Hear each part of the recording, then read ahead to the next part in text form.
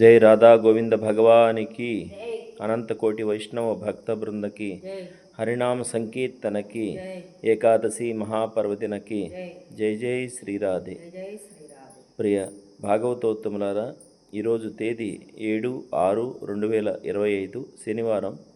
ఈరోజు చాలా విశేషమైనటువంటి రోజు, నిర్జల ఏకాదశి మహాపర్వదినం.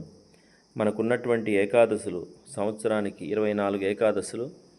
ఈ ఏకాదశుల్లో ఉపవాసం ఉండలేనటువంటి వారు కనీసం ఈరోజు మంచినీరు కూడా ముట్టకుండా, మంచినీరు కూడా తాగకుండా ఈరోజు నిర్జల ఏకాదశి ఉండగలిగితే అన్ని ఏకాదశుల యొక్క ఫలితం లభిస్తుందని మహాత్ములు చెప్తారు.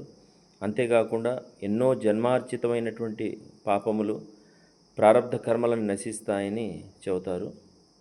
ఒకవేళ శరీర పరిస్థితిని బట్టి మంచినీళ్ళు కూడా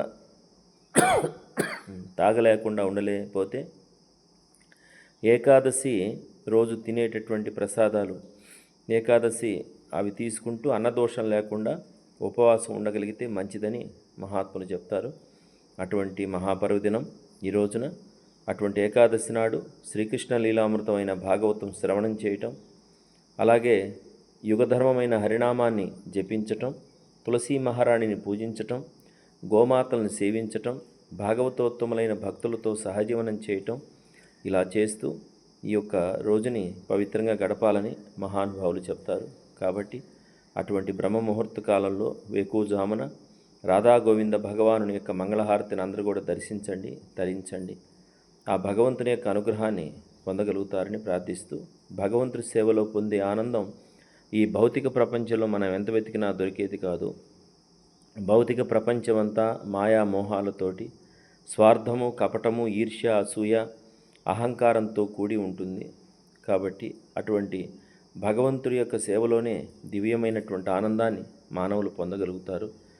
ప్రతి మానవుడు కూడా ధనాపేక్ష లేకుండా నిష్కామ భక్తితోటి భగవత్ సేవా మార్గంలో జీవితం గడపగలిగితే ఆ జీవితం శాంతియుతం, ఆనందమయం అవుతుందని మహాత్ముల మాట. జై జై శ్రీరాధే. రాధా గోవింద భగవానికి, రాధా గోవింద భగవానికి, రాధా గోవింద భగవానికి.